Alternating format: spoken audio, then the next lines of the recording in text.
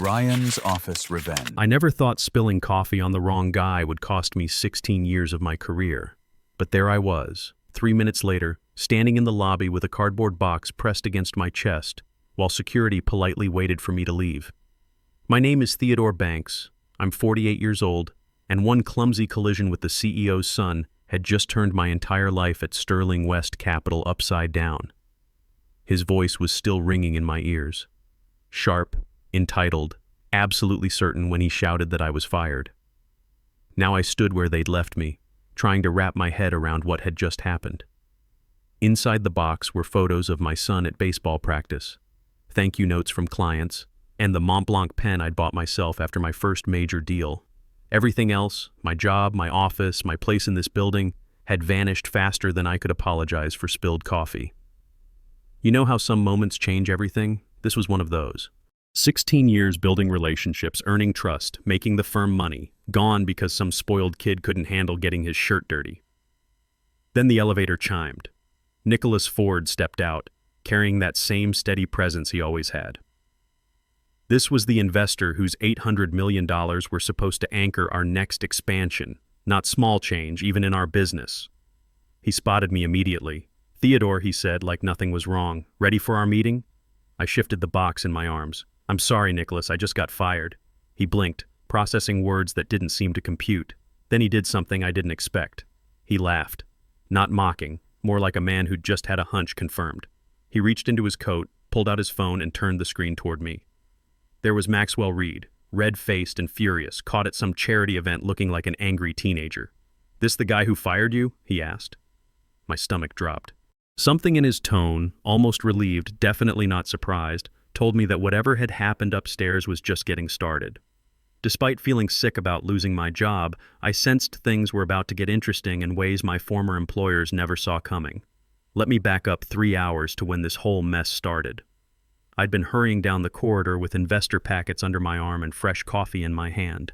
The morning was already running behind schedule, and this meeting with Nicholas Ford was critical for the firm. We'd been courting his investment for months.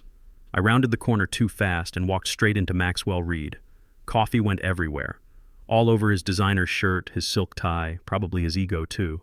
"Are you kidding me, Theodore?" His voice shot up loud enough to freeze every analyst in the hallway. "Seriously? Right now?" "I'm sorry, Maxwell. Should have watched where I was going." I reached for napkins, but he slapped my hand away like I had some kind of disease. "Don't touch me," he snapped. "You think this is some kind of joke? Embarrassing me right before the biggest meeting of the quarter?" "Same meeting I was heading to," I said quietly, trying to keep my voice level. "Let me get you cleaned up. We can handle this." But Maxwell was just getting warmed up. "I don't want cleaning up. I want you to stop acting like you run this place. You walk around here like you built the firm yourself." I felt that familiar sting. Years of watching him resent every client who asked for me instead of him. Every time his father relied on my judgment over his enthusiasm. Every moment he had to watch some ex-Navy guy outperform the golden boy who'd never worked anywhere else. "Maxwell, it was an accident. We've got 15 minutes before Nicholas arrives." "No," he said, stepping closer, his voice getting louder with every word. "You can't handle anything anymore. You don't listen. You undermine me. You act like some hotshot because Daddy's not here to protect you." That one stung. My father had been dead for 5 years, but Maxwell knew how to hit where it hurt. "That's not fair," I said. He threw his hands up like he was addressing a crowd. "Do you know who my father is? You're fired, Theodore. Fired. Get out." The hallway went dead silent. 20 people watching the CEO's son have a public meltdown, and I was the target. Nobody moved. Nobody said a word. This was the kind of moment that defines how people see you, and I knew they were all taking notes. HR showed up within minutes, drawn by the shouting like flies to honey. Miranda Foster, the HR manager, tried to smooth things over. "Let's step into a conference room and talk this through." Maxwell pointed at me like he was passing judgment. "Make it official. I want him out of the building."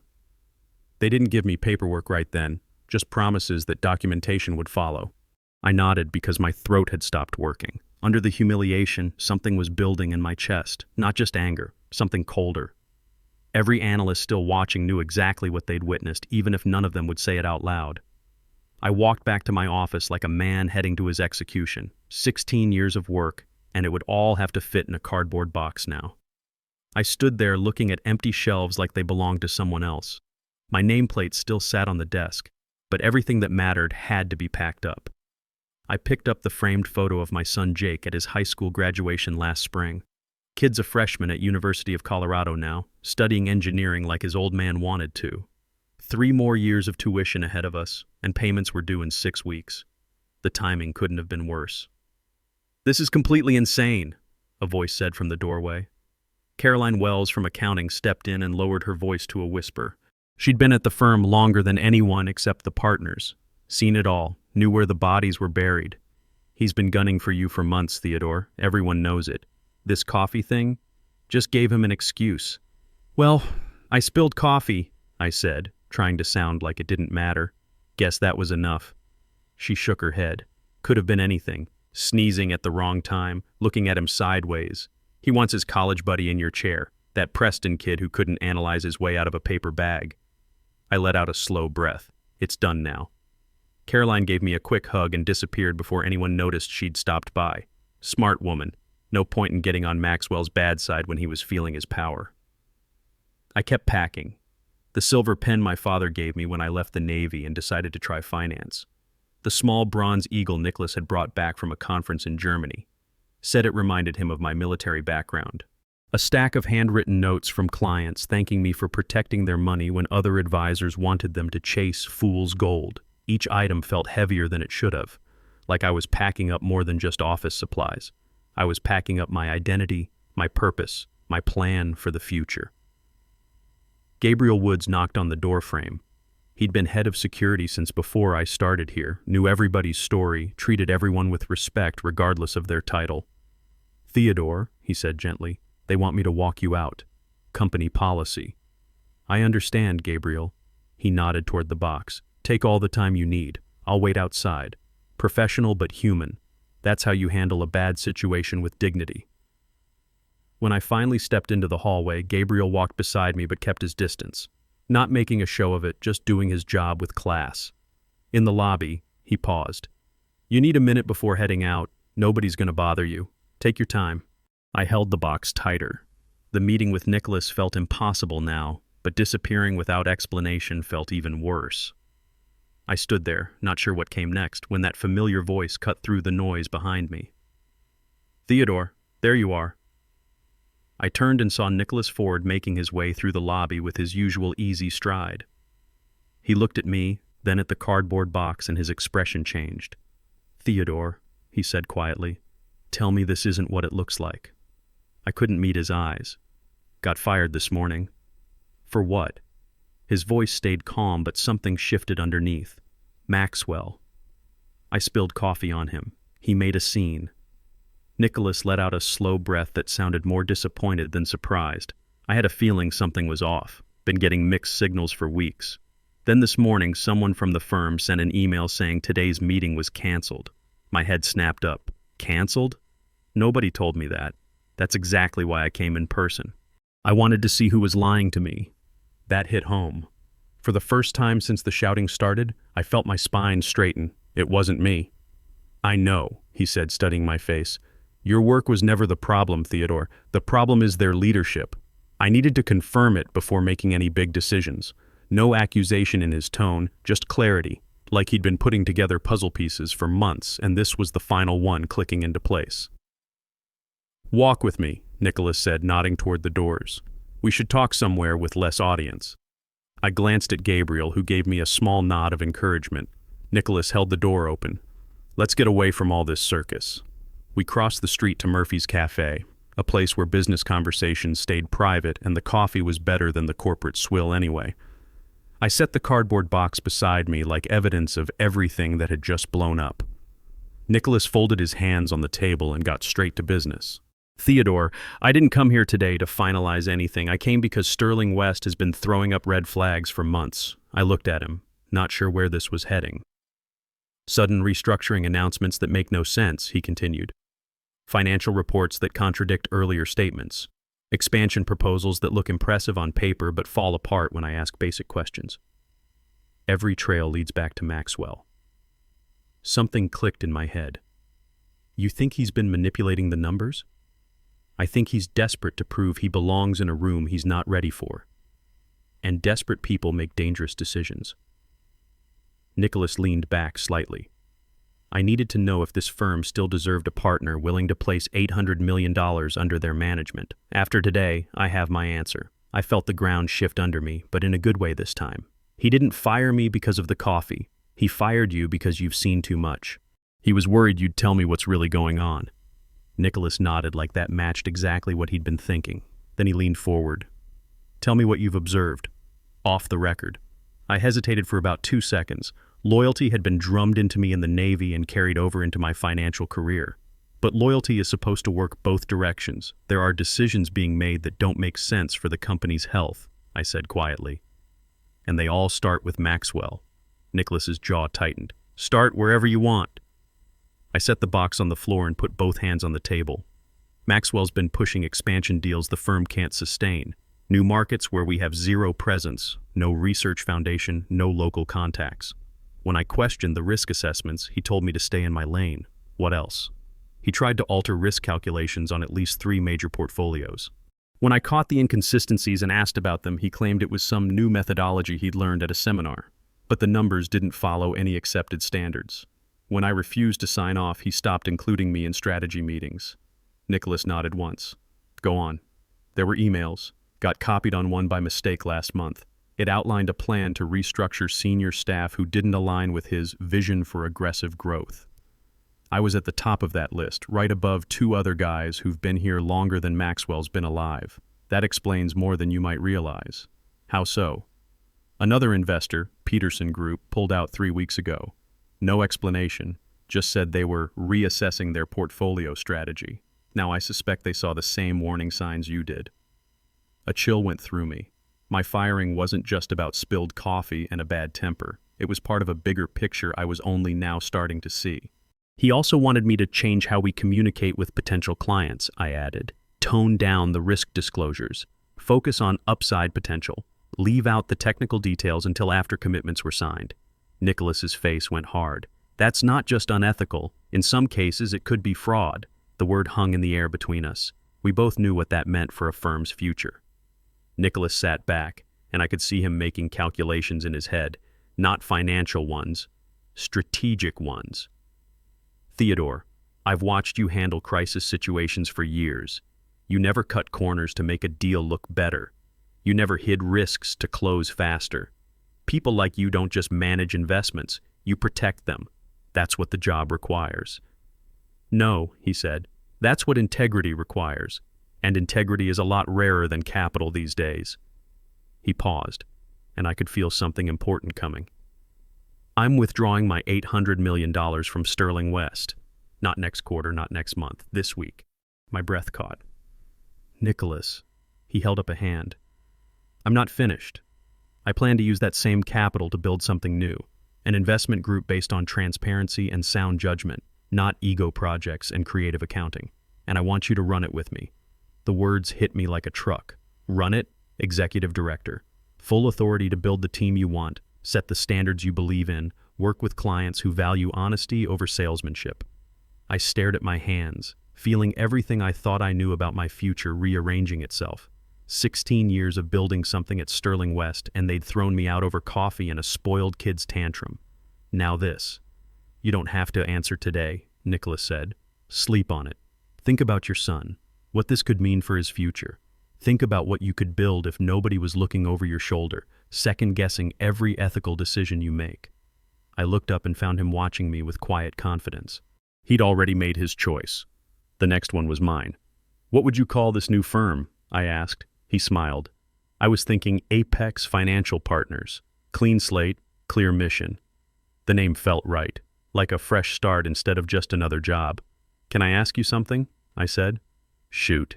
How long have you been planning this? Nicholas chuckled. About 6 months.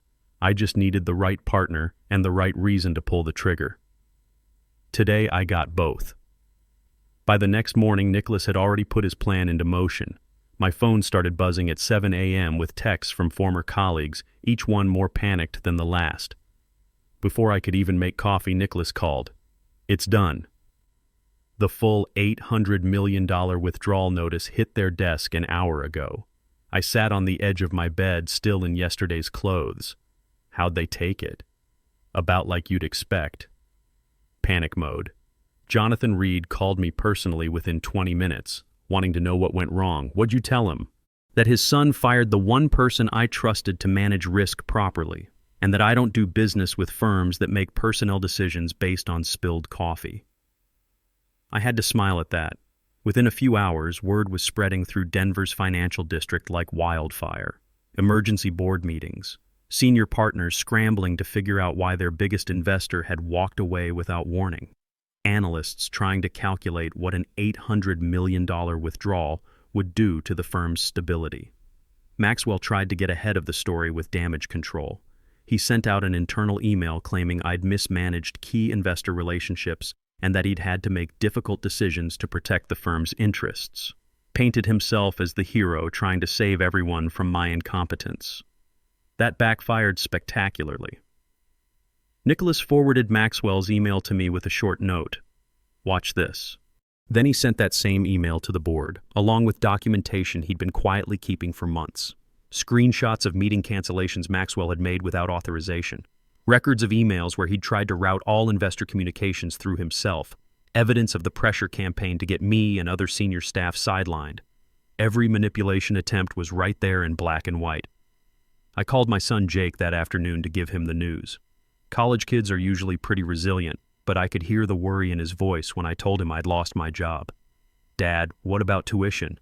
I can take out more loans, maybe get a work-study job. Don't worry about that, I said. Something else might be opening up. Something better. You sound different. Less stressed than I thought you'd be. Smart kid. Sometimes getting pushed out of the wrong place leads you to the right one. He laughed. That sounds like something Grandpa would have said. My father had been full of sayings like that. Military wisdom wrapped in simple language. I missed his voice, especially on days like this when everything felt upside down. How's the engineering program going? I asked, changing the subject. Good.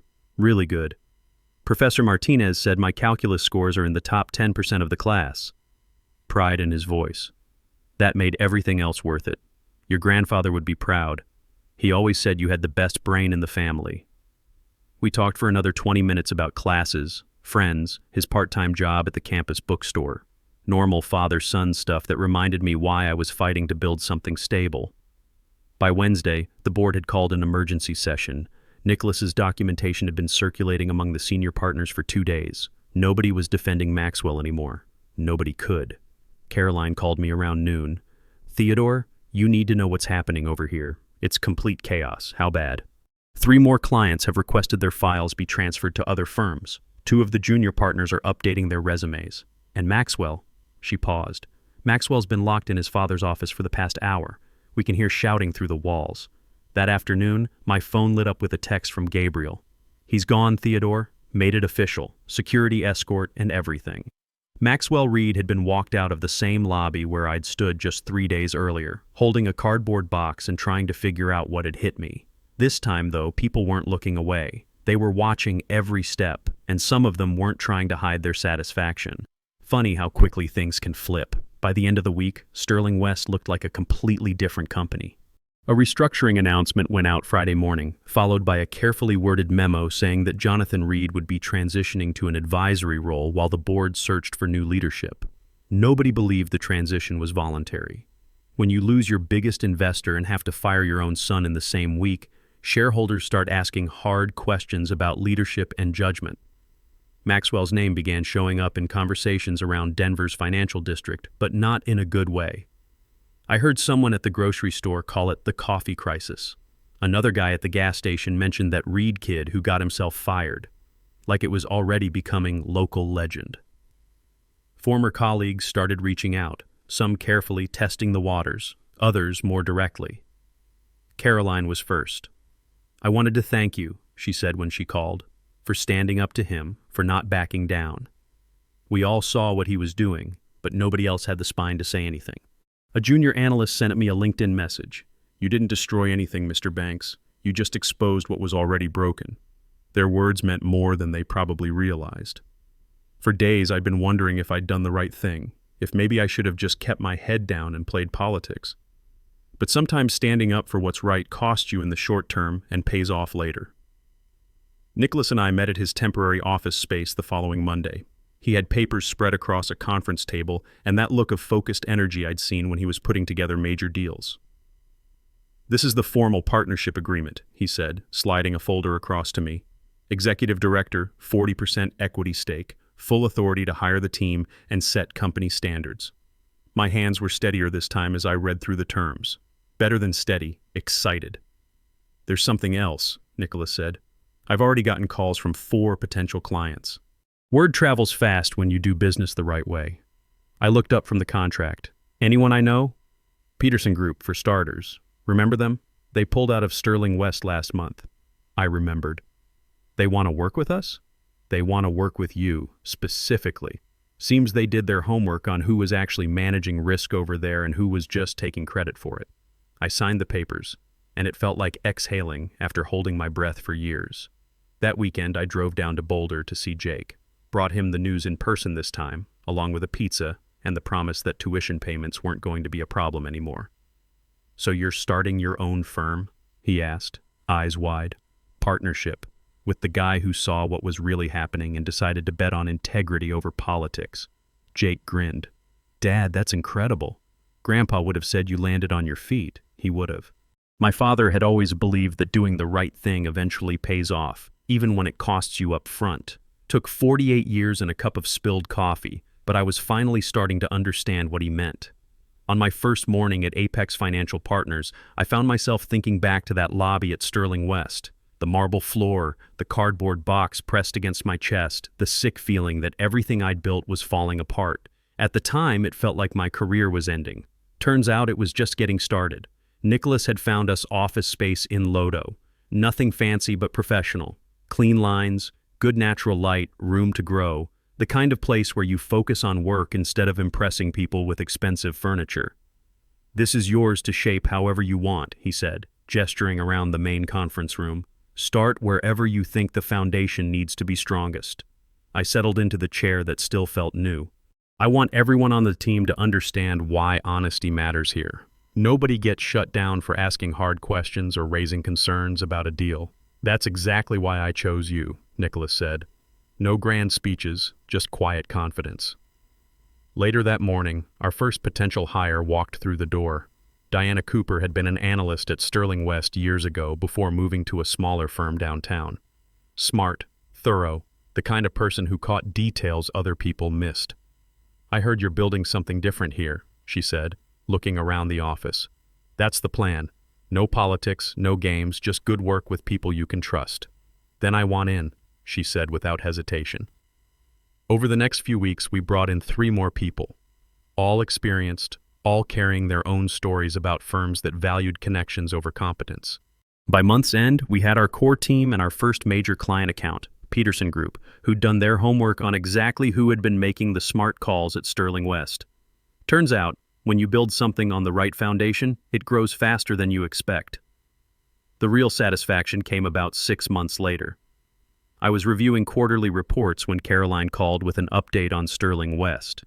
"They're barely hanging on," she said. "Lost 4 more major accounts last month. Jonathan Reed officially stepped down as CEO last week. The board brought in some consulting firm to try and salvage what's left." "What about Maxwell? Haven't seen him around the financial district. Heard he moved to California. Something about exploring new opportunities in tech." Good luck with that, I thought. Tech companies are even less forgiving of incompetence than financial firms. "How are things with you?" Caroline asked. "Can't complain. We just signed our biggest client yet. $200 million portfolio management deal. Guy specifically asked for the team that knows how to protect money instead of just promising big returns. That client turned out to be connected to 3 others, who were connected to 4 more. Funny how quickly word spreads when you do right by people. Within a year, we were managing over $500 million in assets and getting calls from prospects we'd never even heard of. Jake came home for Thanksgiving that fall, midway through his sophomore year. Kid had grown up over the past few months, more confident, more focused on his goals. Over dinner, he asked the question I'd been expecting. "Dad, do you ever regret what happened?"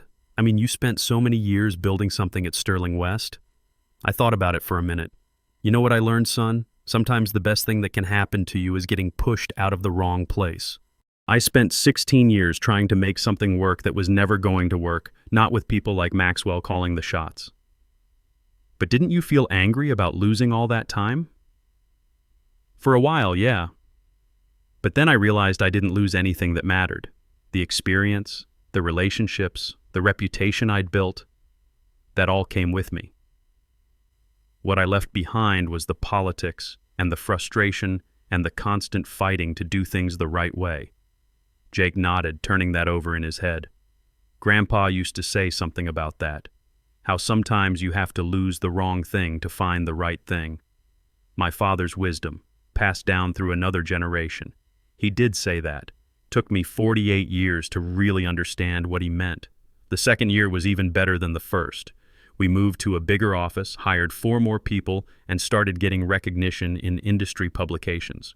Not for flashy returns or aggressive growth strategies, but for consistent performance and client satisfaction. The kind of reputation that takes decades to build, but lasts forever once you have it. I ran into Jonathan Reed at a Chamber of Commerce event about 18 months after everything went down. He looked older, tired around the eyes. We exchanged polite greetings, and I could tell he wanted to say something but wasn't sure how. Finally, he cleared his throat. Theodore, I owe you an apology for how things ended, for not seeing what Maxwell was doing sooner. Water under the bridge, Jonathan. Hope things are working out for you. He shook his head. I should have listened to you about those risk assessments. Should have seen that he wasn't ready for the responsibility I kept giving him. Sometimes we learn the hard way, both of us. He extended his hand. I heard good things about Apex Financial. Glad to see you landed on your feet. We shook hands and I could see he meant it. No hard feelings, just a man who'd learned some expensive lessons about leadership and family business. Looking back now, 3 years later, I can say with certainty that getting fired for spilling coffee was the best thing that ever happened to my career. Not because losing a job is fun, it's not, but because it forced me to stop settling for a situation that was never going to get better. Here's what I learned that might help other guys my age who find themselves in similar spots. First, your reputation and relationships matter more than your title or your office. Those things travel with you wherever you go.